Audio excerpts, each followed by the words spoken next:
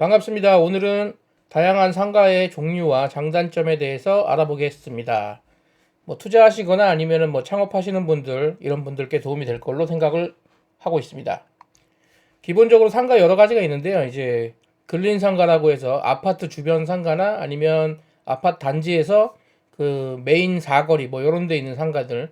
근린 상가 같은 경우는 아파트 단지 상가 같은 경우는 보통 2층이나 크게 진짜 큰 데는 3층, 보통은 1층이나 2층이고, 그리고 이제 그 단지 내 중심에 있는 근린 상가 같은 경우는 보통 7층 미만으로 7층 이하로 이렇게 건축이 되는데, 장점으로는 아무래도 그 대부분 아파트가 몰려 있다 보니까 고정적인 고객이 확보가 되고, 그리고 다른 상가들에 비해서는 다소 좀 작은 자본으로 좀 시작이 가능하다는 장점이 있는 대신에, 단점은 이제 그 단골 장사라고 하죠. 그러니까 딱 그 동네 사람들만 오는 그런 좀 한계가 있다. 그래서 고객층이 한정이 돼 있고, 업종 같은 경우도 유흥이라든가 이런 건 안 되기 때문에 그런 좀 단점이 있다. 하지만 이 근린 상가가 사실은 상가 중에서는 가장 좀 안정적으로 가져갈 수 있는 부분이 뭐냐면, 대부분이 이제 그 단골 상대로 하는 장사, 그러니까 그런 가게들이 식당하고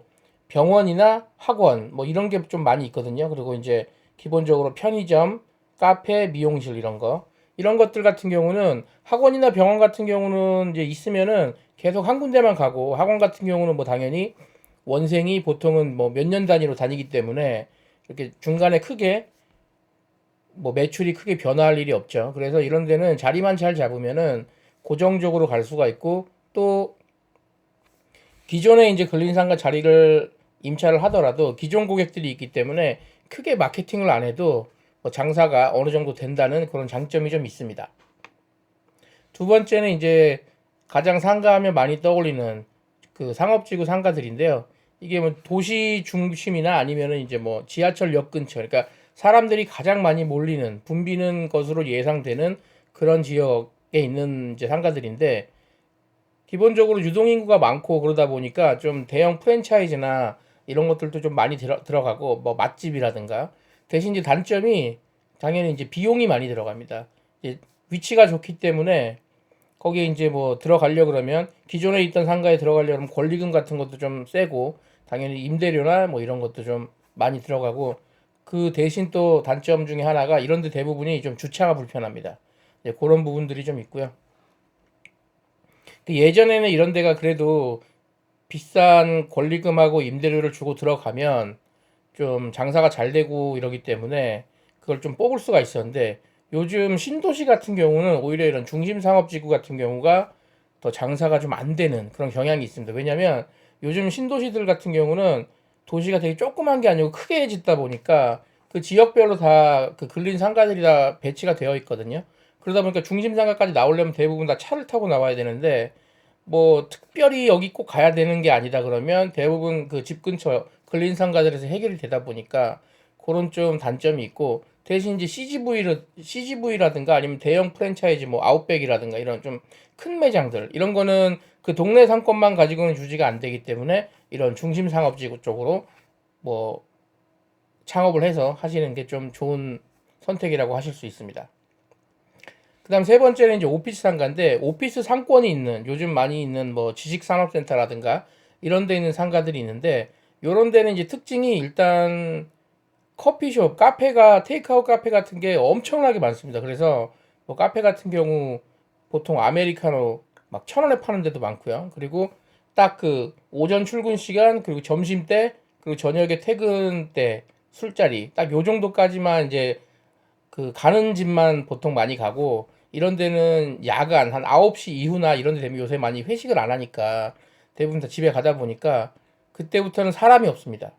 그리고 일요일이나 토요일 같은 경우도 당연히 사람이 없고요. 그래서 토요일, 일요일이나 저녁에는, 그러니까 밤, 새벽 이럴 때는 이런 오피스 상가들은 아예 편의점 같은 경우도 문을 다 닫아버려요.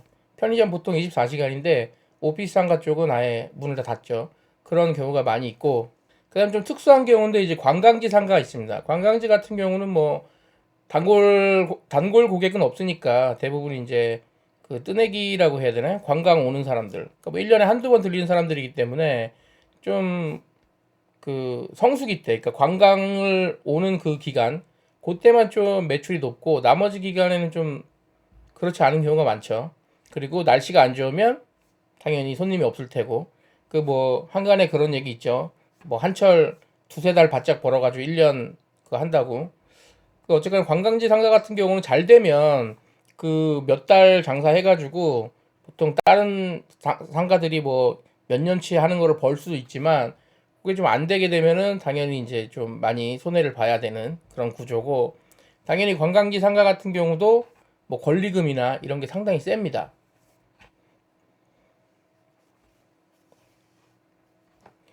그리고 요즘은 많이 죽었는데 이제 테마 상가가 있는데, 그 테마 상가는 이제 뭐 전자 상가라든가 의류 쇼핑몰 아니면은 뭐 키즈 전용 전문 뭐 빌딩 뭐 이렇게 해가지고 이런 것들이 있어서, 예전 같은 경우는 저 뭐 옷을 보러 간다던가 아니면 뭐 어떤 전자제품을 사러 갈 때 다양하게 직접 가서 오프라인 매장에서 구경할 수 있으니까 많이들 갔었는데, 요즘은 이게 상당히 많이 죽었죠. 동대문도 그렇고 테크노마트나 용산 같은 데도 다 죽어가지고, 이게 대부분 테마 상가 같은 경우가 어떤 공산품 같은 거를 사는 경우가 많다 보니까, 요즘 이게 인터넷 온라인 쇼핑을 많이 대체가 되다 보니까 요즘 테마 상가 같은 경우는 많이들 좀 짓지도 않고, 또 기존에 있던 것들도 좀 리뉴얼을 해서 아예 다른 용도로 쓰는 경우가 좀 많은데, 이게 그래도 좀 장점이라면은, 일단 고객이 어떤 관심을 가지고 들어오게 되면은 이 건물 안에서 상당히 오랫동안 체류가 되기 때문에, 차라리 테마몰 상가 같은 데를 한다 그러면 뭐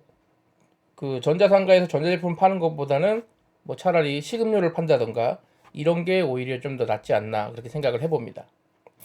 당연히 이게 이제 예전에는 그 처음에 이런 테마몰 테마상가 같은 경우가 가장 좋은 위치, 뭐 지하철역 바로 옆이고 또 핫플레이스 이런 데 생기다 보니까 초기에 들어가는 이제 분양비도 비싸고, 또 그 유지비도 좀 많이, 그 임대료도 많이 내는 그런 시절이 있었는데, 아시다시피 지금은 그렇진 않죠. 왜냐면 요즘은 이런 테마 상가에 사람들이 거의 없다 보니까, 요즘은 그렇게, 그러니까 처음에 요거를 이제 분양받으신 분들은 초기에 투자 비용을 많이 냈지만, 지금은 아예 짓질 않으니까, 지금 만약에 들어간다 그러면 오히려 저렴하게 들어갈 수는 있습니다만, 장사하시는 분들이 요즘 이런 데를 권하지는 않죠. 왜냐면 사람이 워낙 없어서.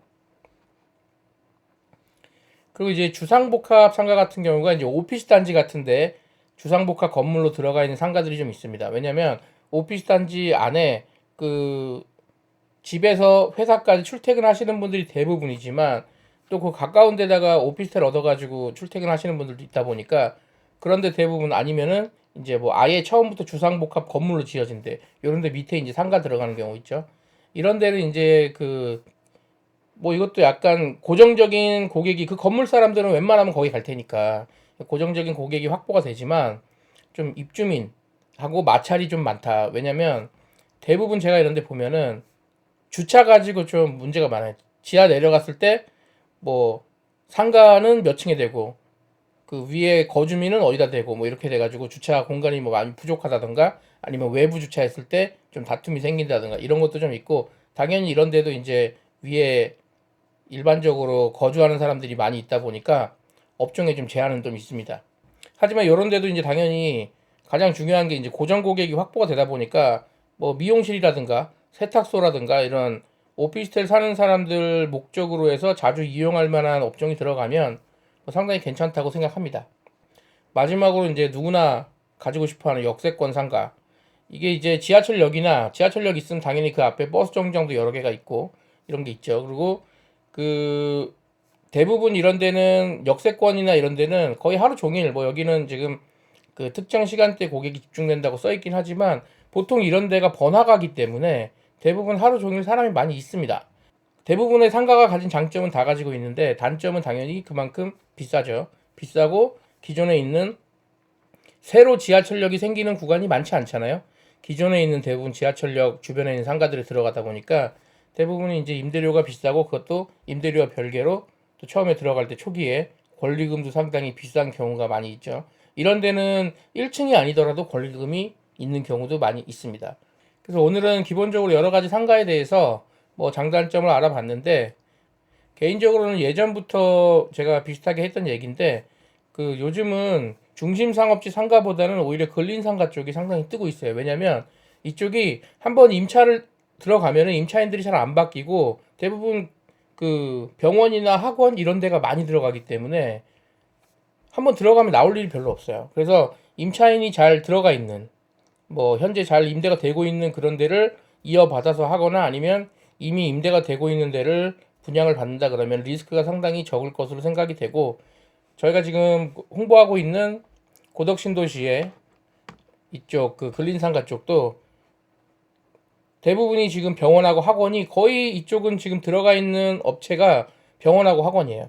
근데 병원하고 학원은 임차인이 빠져도 별 걱정을 안 해도 됩니다. 왜냐면 병원 같은 경우는 당연히 거의 망할 일이 없기 때문에 나가지도 않을 뿐더러 학원 같은 경우도 여기 같은 경우는 고덕신도시 같은 경우는 에듀타운으로 형성이 되어 있기 때문에 학원이 상당히 많이 들어와 있습니다. 그리고 학원들은 한번 들어오면은 잘 안 나가요. 나중에 나가더라도 자기들이 그 다음 학원 그 임차인들을 다 구해놓고 나가기 때문에 그런 부분에서 상당히 안정적으로 운영이 될 수 있다고 생각을 합니다. 예, 오늘은 상가에 대해서 기본적으로 종류하고 장단점에 대해서 알아봤고요. 궁금하신 부분 있으면 댓글로 남겨주시기 바라겠습니다. 감사합니다.